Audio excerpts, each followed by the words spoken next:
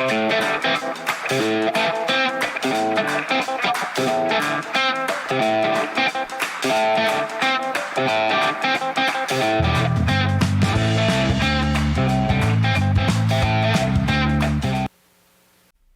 everybody. We're back. I'm Tom Sosnoff. He's Dylan Radigan. This is Truth or Skepticism, and we are happy to be here with you on this. What is this? Wednesday, June 14th. It's just a few minutes after 1. We were letting the Fed numbers come out, Dylan. The FOMC, whatever the FOMC does, you and I are probably the worst two FOMC people in the world, but it looks like nothing done, as they say. Nothing done. There's obviously nothing done. Talk of a rate hike to come later this year. And the bond and the yields moving, which is unusual. So, I mean, I'm more interested in you're my favorite thing you ever said is even if I told you what the Fed was going to do the day before. So if I told you the Fed was going to pause, but then they were going to be very verbally aggressive. We need more going to raise hikes. We're going to have to do this. We're going to raise rates. It's going to get crazy. Like whatever aggressive words they have. Would you have predicted this response in the bond market? The response. Sell off. Well, actually, this is a very strange bond move, not because the bonds are actually unchanged. They're the same price. They're up 7 ticks. They haven't done anything. But the crazy thing is that the short-term rates have exploded. Notes are down 7. The 2 years are down 6.5. The yield curve has gotten just squashed. I did a little bit of yield curve trade this morning, just trying to put some stuff on, and the yield curve just got squashed even more. That means that near-term rates are as high as they've ever been. We're very close to the old highs in the inversion on the yield curve. We're not quite there yet, but we're very close. The short rates went up and long rates didn't change. Long rates went down short. The 30-year rate is down, and the 2s and 10-year rates are up. And in a very public, I will say, but a textbook interpretation of that type of a yield curve is recessionary. Slow down, although that it's an expression that elevated short rates and diminished long rates is an indication of pessimistic economic sentiment. It's kind of the concept. It's the same concept, considering we covered it today on air, but it's the same concept in volatility as backwardation. It's when near-term risk is considered to be near-term fear, near-term risk is considered to be greater than, long-term fear risk. When everything normalizes, everything gets, we go back into contango and everybody is happy again. But now it's weird. And is that an opportunity? Is this, in other words, how do you, this doesn't happen very frequently. And so I'm curious how you deal with it. Well, it doesn't happen very frequently, but if you look at the last, 6 months, we've been in the same state for 6 months. And if you look at, different places around the world, they've been, we used to say it doesn't happen very often. And yet, places like Japan, they've had it for 25 years, so. No, I understand. And you can play a little word games with me, but it's still statistically. Yeah. Statistically. This is the less frequent occurrence. Yeah. The whole thing, any market that goes into backwardation like this, where the near term has more fear than the long term, it's always about 15% of the time.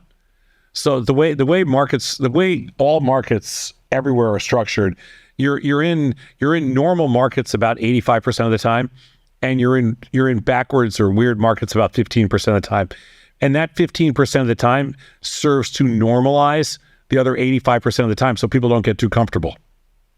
And so in that context, is there a specific opportunity to be had in that 15% window that has been maybe more than 15% the last 6 months? But I would argue yes, and I would argue that the answer to that is yes, but you have to be willing to step up in the face of right now, which would be a very difficult trade to make. But I would argue that right now, the yield curve trade is about as attractive as you may ever see it.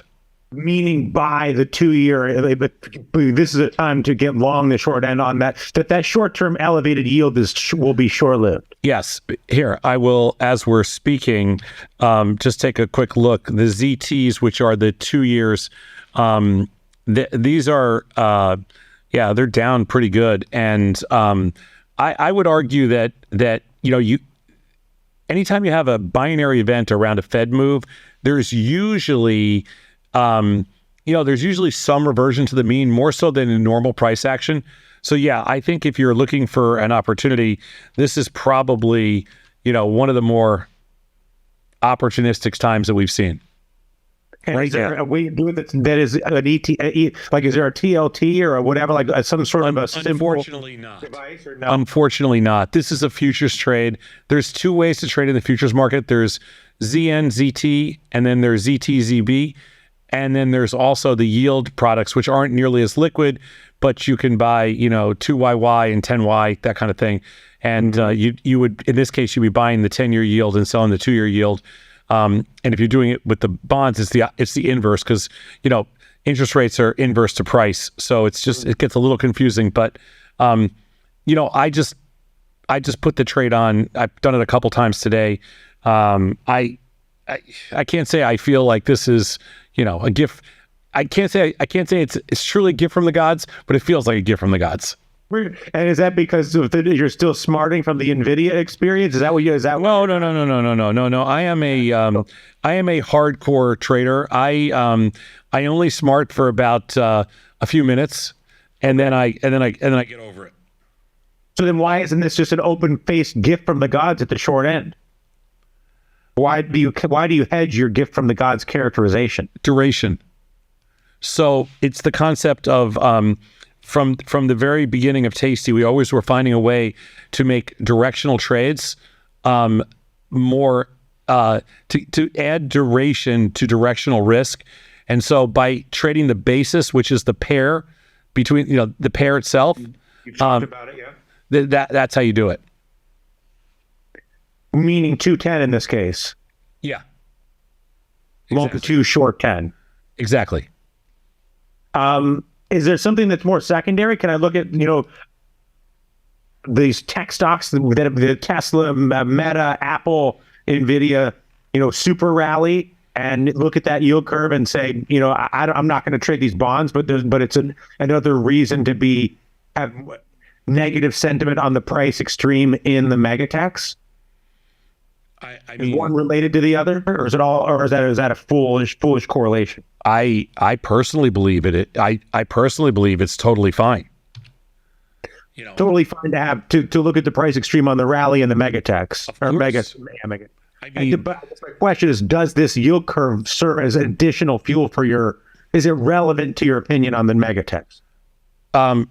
No, but if it causes some of these megatechs to move, then the answer is yeah. I mean, it's an opportunity, but I don't look at it as. But that's it. It stops there for me. I got it. Yeah, I understand. Are you surprised? I feel like you were a little bit surprised by the bond market's reaction today, which is unusual for you. Yeah, the bond's up 21 right now, and the notes basically, nothing. I'm a little surprised. I'm surprised by the yield curve trade. I didn't think you'd see this kind of tape action, but it doesn't really. Again, I think I'm just looking right now at my own position. I think it's very opportunistic, and that's it. Mm-hmm. And if you were to look at the Fed's opinion here, which is based on the market's reacting to the fact that the Fed saying we're going to raise rates again. We didn't raise rates today, but we're going to raise rates again. That's basically what the Fed said today. Yeah. Yep. And so and the market's interpreting that as a surprise. The short, that they were hoping there'd be no more rate hikes. The short-term paper is. The long-term paper is not. So the 2 years have the yields have gone up, and the 10s and 20s and 30s now are all lower. So the yields are all lower. So it's basically the market trying to me, it's the biggest gift out there from this announcement today. The biggest gift out there is the yield curve. That's I was going to say and basis trade, not even directional on the totally basis trade. You have to trade basis. You can't bet against the 2-year directional right now unless it's a 1-day bet for you. Mm-hmm. As a shot on any given Wednesday. That's right, a shot on any given Wednesday. All right, enough about the Fed. That's more Fed talk than I think we've ever had. It was like 10 minutes of Fed talk. Is unfortunate. I apologize. I was thinking about Tesla and Elon Musk, years ago I met. I don't remember his name, but he was one of the senior executives working. I think it was at Solar City. This is maybe 10 or 15 years ago, and he was working with one of Elon Musk's. Like there was some. So he was sort of in the extended orbit of the philosophy. Okay, of the Musk corporate structure. Okay. And he was going on and on about how Tesla's going to be. The day will come where Tesla plus SpaceX plus Solar City plus will be the equivalent of a tech company, an oil company, a transport company, a payment company, the Alibaba of the West and beyond, right? With spaceships and payments and things. And people always underestimate Tesla because they're looking at it as an electric car company or an electric car battery company or an electric car driving systems company or but it's not. It is, the everything company. Okay. Is the argument that they're making. I didn't think that much of it. It happened a long time ago, and everybody, especially people having success with tech companies in California, are prone to both hyperbole and delusions of grandeur. So, a comment that this is going to do everything is not unusual, nor is it one that creates a lot of reason to stop and think about it. Okay. In watching Tesla now, and in looking at the purchase of Twitter and its theoretical transition at some point in the future to X.com, and all the other aspects that go into that story that I won't recount right now, I feel like it's actually more possible than not that they will turn Tesla plus all these other assets into a true everything company. In other words, I think Tesla's undervalued, which is a weird thing to say. If you look at Tesla, not to go full, what's that woman from ARC or whatever? I forget her name, Kathy Wood, who says the crazy things about things. So not to go full Kathy Wood, but I'm increasingly of the belief that if anyone has a chance to do that, it is Musk and these set of companies. But it's not just because of his intelligence or capability or whatever, although I think there's an abundance of the sort of recruiting magnet for all the talent and all that. But that the market conditions in terms of the ease of the transfer of customers, that even the most brilliant business 10 or 20 years ago could never be an everything business because people don't trust their bank to be their phone, to be their car, to be their... The marketplace would never allow for it because human beings wouldn't allow for it. Well, but that the marketplace has changed enough now where it's possible. And I see the reason why it's possible is because of the customers' change and willingness to accept one company in all of these roles. So I disagree with that because I would argue with you that that's been in existence for a long time. In the last 20 some odd years, it would be very hard for me to argue that Apple, Google, and Amazon don't already control so much more than Tesla ever has the potential to control. That I would argue that already exists. Like there's nothing. You're saying that the everything company exists and it's Amazon. The everything company exists and it's Apple, and the everything company exists is Google, and the everything company exists and it is Amazon. Yeah, those three just for starters. And so if Tesla's going to be the everything company, could they? Yeah, the difference is they have Tesla has a wild card. Musk is a wild card. And none of the other founder leaders are wild cards the same way. Musk is capable of self-destruction, like with Twitter. Listen, all these CEOs are capable of losing 10 billion, Google lost 10 billion buying Motorola. All these companies have lost 10 billion, with their eyes closed from a bad decision on a long weekend. Yeah, you can argue Microsoft's in that same group. They've all blown $10 billion here and there. So Musk blowing $30 billion or something on Tesla for what's real value is. On Twitter. Twitter, yeah. Who cares? Because he's built so many billion-dollar companies. But I don't know if he's got the stability or the temperament to pull it off, and long term. Like I see him more of I see him as kind of like who was the guy from Zappos? What was the guy's name from Zappos? Oh, Tony Hsieh. That's Tony a terrible comparison. Yeah, I don't make that comparison. No, I know he's dead, and I know he screwed up. He's not only dead, but he was a great guy. Yeah, everybody says he's a great guy. I know. But and he had a terrible death of like loneliness. Yeah, I know. But I see candles in the shack in Connecticut. I know. But I kind of see Musk as the same type of thing. You're gonna see him in a tool shed with some candles and a bunch of party drugs. I mean, no, I don't think it's that way. But I kind of feel like, Musk will not step away gracefully. He's not going to step away. He's not going to know when it's his time. When it's his time, it's a hard thing. It's a really hard thing, and I don't think he's going to know. It's difficult for a lot of people. It's difficult for politicians. It's difficult for athletes. It's difficult for superstars or superstars, CEOs. But most of the time, CEOs, they get replaced. The board forces you out. But in Musk's case, what's himself about? So, but I want to go to. So this opens two. It is an interesting thing. One, so you don't take issue with the everything companies. No, I don't care. You're saying it's already here. I disagree with you completely on that, but I understand what your point is. Yeah.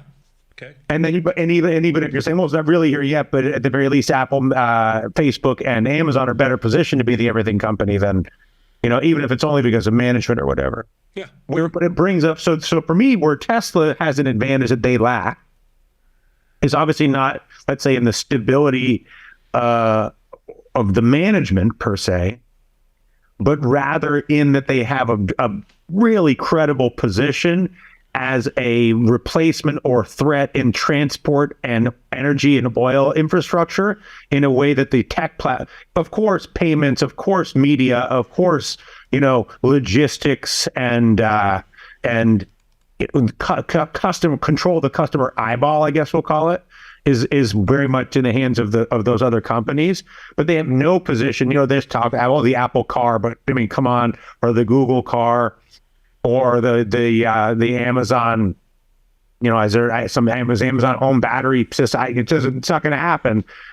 I think that my point is I like Tesla because it's actually coming from the non-tech side, which is we'll leapfrog in transport, we'll leapfrog in energy management. They just got the validation of the charger network, which I think was actually a bigger deal than they were given credit for, just in terms of any. Well, hold on. You can't say bigger deal than they were given credit for because the stock has rallied 100 straight dollars. I mean, the stock. You have not looked at a chart of Tesla. It is. I have because I got. It's a week 17 straight days. When you say so how can you say they haven't gotten credit for it? They've gotten more credit for what they've done than any other firm I've ever seen. But my point is, there's two things. One, there was a moment where I said, "How can this stock go up this much every day for every day?" I mean, it's talk about a 4 standard deviation pattern. But then I reversed on myself. I said, well, you know what? Maybe it actually is more valuable than that. Because maybe this is sort of it's like getting somebody tapping out in that it is the end of an era. Yeah, there's a psychological term for that. I forgot what it's called. It's like a shift, a permanent shift in the power hierarchy of the relationship because of this psychological event. No. For flipping the cards over, that's the psychological event. You flipping the cards over. Well, they're always plus. You're saying always plus. No. When you believe strongly against something and then you flip the cards over and then say, oh, you basically throw in the towel and then go with it. That's there's something. My experience of throwing the towel and deciding that this is clearly okay. Yeah. Okay. Yeah. I just don't know that. I forgot the psychological term for that, but there's a name for that. Well. That I'd like to know what that name is. Well, you see, traders never do that. That's how there's because we're truly stubborn, and there's no such thing as being short and flipping to the long side. Only a customer would ever ask that and say, hey, I want to flip my trade over from the short side to the long side. I'm still short. I'm just suffering. Or from the long side to the short side. No trader would ever do that, but a customer would. And so what's the difference? Nothing. It's psychological. Those two people.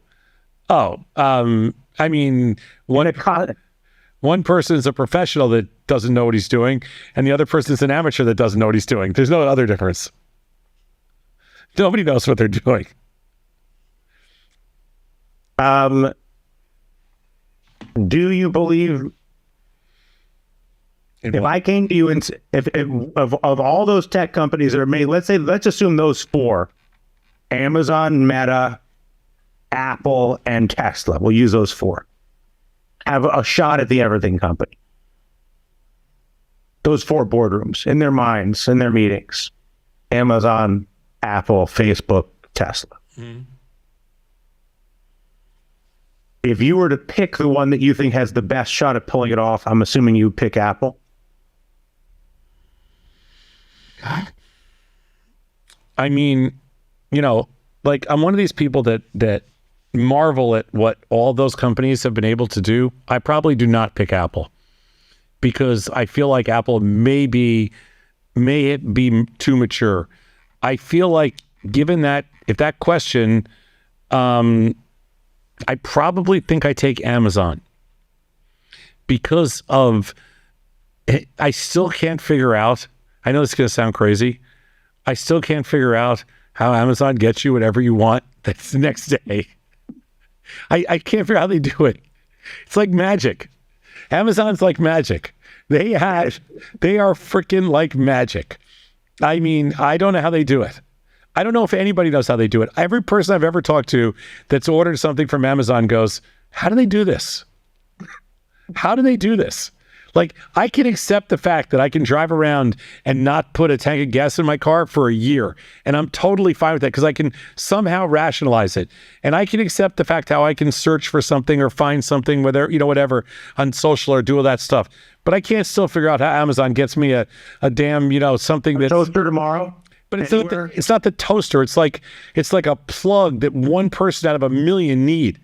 You know, like I happen to have a strange little stupid plug that nobody else in the world needs for any reason, and they can deliver that tomorrow to my house, wherever I am.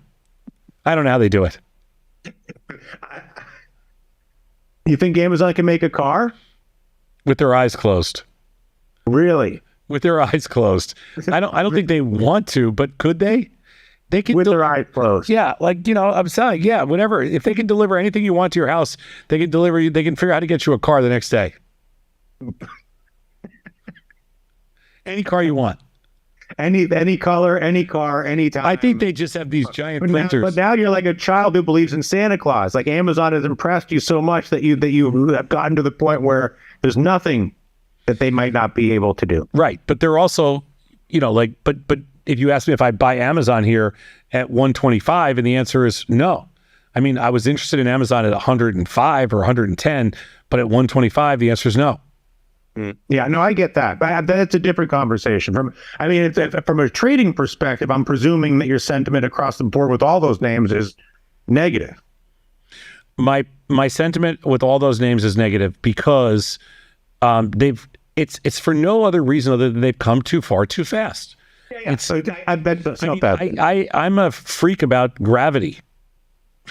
You know, I'm not going to concede that you know, I've watched this movie just too many times, and every time I think that there's no such thing as gravity, there's gravity, and I'm just gonna, you know, I'm gonna bet on gravity every time. I think that's an always bet on. They say always bet on black, always bet on black, always bet on gravity. Period. That's the title of the next book. Yeah, it's not a bad one. Yeah. If you were to,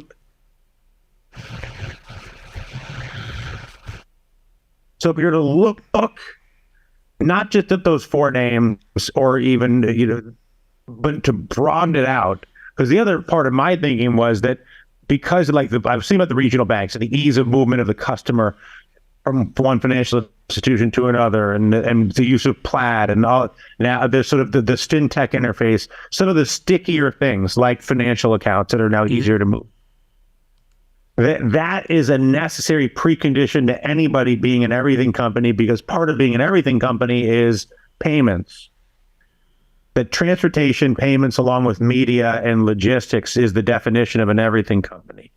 And that it's actually only now that an everything company is even possible. Do you disagree with that as well? No, I agree with that. It's only now. Amazon took it as far as they could take it with what they were working with, but the customer conditions are making the ability for an everything company to exist to increase every day.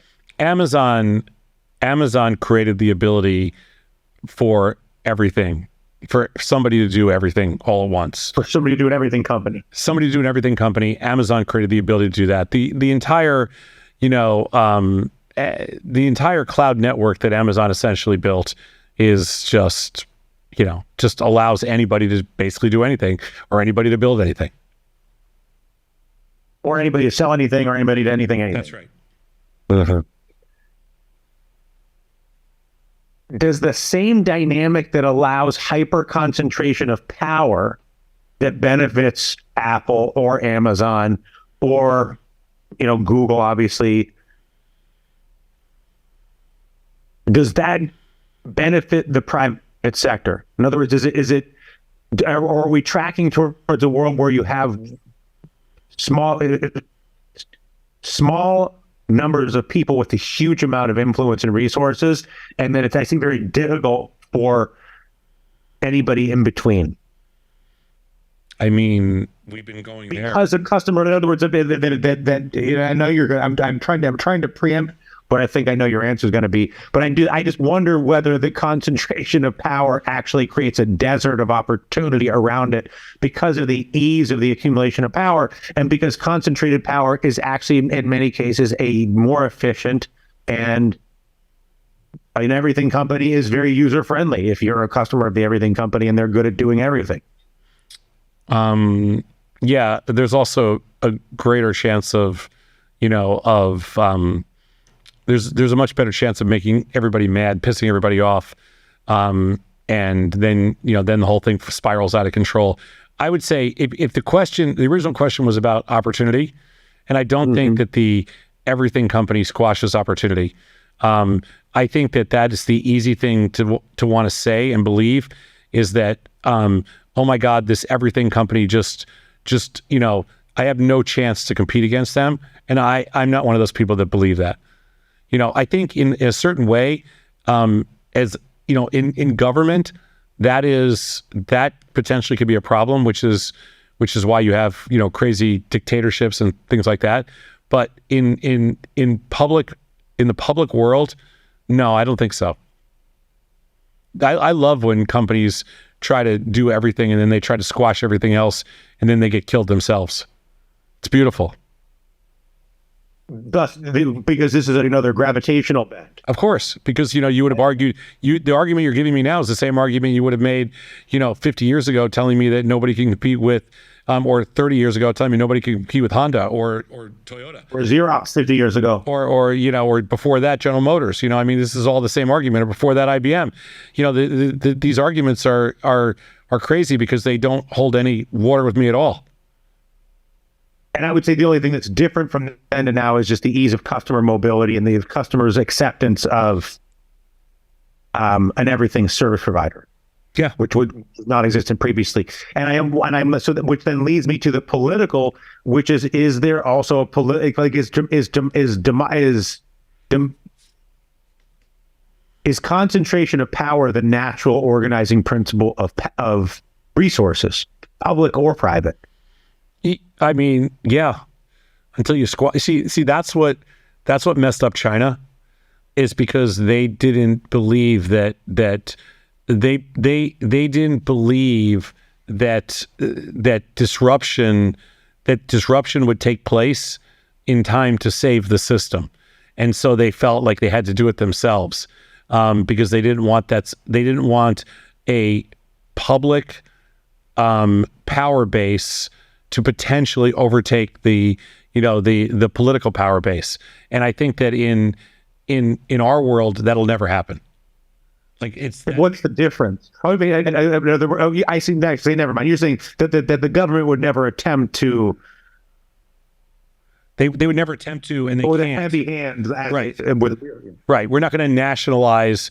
I mean, the best we can do is try to break up a monopoly, but we're not going to even really try that. Like our market structure and our economy is too strong, and China's was not. That's the entire difference. And the rest of the world, they fall in so far behind, it doesn't even matter. There's nobody else even close. So I think that, in the U.S., do we have to worry about these mega monopolies and what they're capable of doing? And my answer would be not really. There's always going to be stories about it, but they fuel the growth for everything else we do. They basically lay the foundation and for all the money flow and all the opportunity. You got to remember, when money flows into Tesla, it doesn't flow wherever it flows in from, whether it flows in from China or Saudi Arabia or Russia, wherever money flows in from, it doesn't flow back out to those places.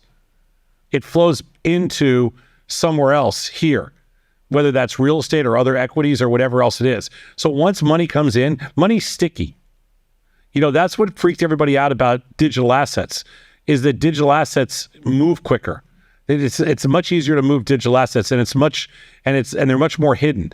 But in the world of real cash, once you move money in, you don't move money out. Never moves out, and it moves around. And so once the money moves in, that's why nobody can compete with the U.S. equity markets. That's why nobody can compete with U.S. private equity, because once the money comes in, it's always here. It's here forever. Once you taste it, you can't go anywhere else. But you brought up the crypto component, which suggests an increasing amount of money that is, you talked about this years ago, that crypto is the future version of currency conversion. It could be. I'd like to see that, but I also think to a certain extent, that I wouldn't put what the SEC is trying to do with respect to crypto right now. I wouldn't put it past them that this is all part of the consideration, I think, of why they're being so tough on cryptos. They understand that crypto is digital assets are potentially disruptive to our economic foundation, the way we move money around. And I don't think it's that big right now, but I think they're worried about, potentially how big it could be. Meaning they're worried about protecting the fees and gating system with the large banks using. No, they're just worried about. They're worried just about money, not being able to control the money. That's why everybody has their kind of own ecosystem. It's so hard to move money. That's why you can't move money out of India. That's why you can't move money out of China. That's why you can't move money pretty much anywhere. That's why you can't move money out of Russia. Nobody wants to. Once your currency goes, it doesn't come back. Never comes back. It goes to where it funnels in to the richest pool with the most opportunity, and that's here, not anywhere else. That's why nobody wants to let their money come to the U.S. Then it would be interesting that you would think that I agree with you. It's self-evident that the dollar is the best currency and that the U.S. market is. That's why in the U.S. we let you. That's why in the U.S. you can do anything you want anywhere else in the world. Which is why it's interesting that the U.S. would be the company that then is coming out to not. If anybody would be okay with crypto, you would think it would be the U.S., who ultimately, I'm sure, feels that the more money can move, the more it's going to come to America anyway. Yeah, except this is the first time they ever got scared. Because with money that they understand, they didn't care, because it always comes back, because this is where the opportunity is. But the Chinese money comes, the Russian money comes, the Japanese money comes. It's all coming. Chicago, New York, San Francisco, exactly. Coming. Exactly. So why not create more doorways in? The crypto is a better way to bring all that money in. Because they lost control. That's why they lost the transparency. It's hidden. It's too dark. It's not. How is it transparent? I mean, it's published in public. I understand, but they couldn't control it. They've had no say in it. There's no. They don't get to. So everything we get to clip a fee. Yeah, everything we do in this country has a rake, like a poker table. Everything rakes off the top, And so right now it's all the big banks, and it's this way you track it for tax purposes and everything else. There's a rake. There's no rake there. So it freaked everybody out. Where are we gonna get the money from? But even if all the money comes in from all these places, we will not know what money's coming in, being the U.S. government, and we won't be able to clip our fee when it comes in. Pretty much. And when you put money into our equity markets or our bond markets, everybody gets paid. There's massive amounts of that's why the FX market. So think about this. The FX market is essentially a spot market, right? The digital asset market is a spot market, but nobody cares about the FX market because the rake is so huge. And so the FX market moving to the US is just massive. But in crypto, there's no rake. So there's nothing, there's no money. So that was everybody's workaround. I mean, it didn't happen, but that's what was going to happen. No. Well, but it's interesting because now you're talking about the Gary Gensler campaign to reinstall the rate. Well, let's just assume that let's just take this as de facto. That the issue is about making of control, an issue of control, not an issue of capital flight, but controlling inbound capital. Mm-hmm. How far do they go? In other words, this Coinbase, where do you think this, because the rational version would say there's no way on the planet Earth that the U.S. government allows for money to move around without a rate.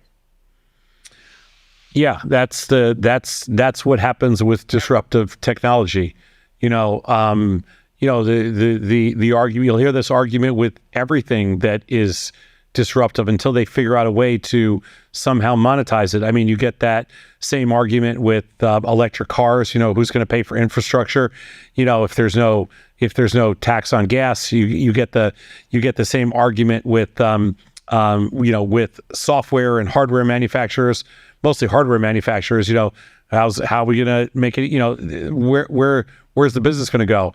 But in a system that you control, there's at some point there's an answer. Unfortunately, in the world that in the world that we're looking at, in the decentralized world, nobody had the answers, and that's why countries started to freak out. That's why India started to freak out, and that's why Russia started to freak out, China started to freak out, Japan started to freak out. That's why everybody freaked out. I kind of get it, but again, it's the fact that nobody really understands disruption. And are you willing to make a prognostication? Yeah, because if you fence it, well, easy. You just fence it in. You fence it in. You create. You turn it. The simplest thing for Gensler to do, and this would have been easy, rather than go after all these companies and rather than try to fight this, you just fence it. Do what you did with cannabis. Do what you did with basically anything else. You turn it into a moneymaker. Turn it into a revenue machine. Fence it in. You fence it in, add some fees. As long as they're registered and as long as you pay the man, you can do whatever you want. That's exactly right. Exactly. And basically, don't shut them down. Just make them get a driver's license and make them buy the insurance policy. And encourage Coinbase to go out and do what they do, but just pull in $10 billion a year in fees. Mm-hmm. Boom, done. Everybody's happy. And is there a world where this sort of insane adversarial position is a precursor to that, or is that? Oh, I think so. I think that was exactly what some of these second tier countries. I only say second tier. I'm talking about second tier economies, second tier market structure. That's exactly what I think they were trying to do, and that's where they saw. That's where they saw opportunity. I think there was a lot of countries that were, basically that were embracing Web3 and other things like that, just because they saw that opportunity. And I think it's probably still there. I'm talking about you, Estonia. No, I'm just saying, but there is see you on Saturday, Estonia, at the meeting.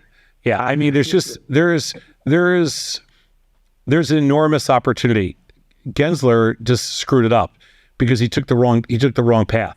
You could have created this a smart man would have turned this into a revenue, a huge revenue producer. I mean, listen, for years we had this, didn't we learn anything from cannabis? It's pretty simple. Well, the difference is this is money. This is people's house. Like the money is the ultimate social control. Of course.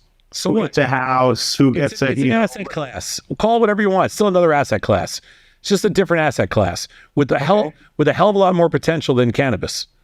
But my point, yes. And so the whole point here is that anytime you can bet on a technology rather than a plant, you bet on the technology. And they could have bet on the technology and turned this into, hundreds of billions of dollars of revenue, but instead they pissed everybody off. It's stupid. Just stupid, plain stupid. No foresight, nothing, just stupidity. Okay. That's enough for one day. I think that's a very good declarative with which to conclude today's conversation. How's your 2-year yield? Crappy.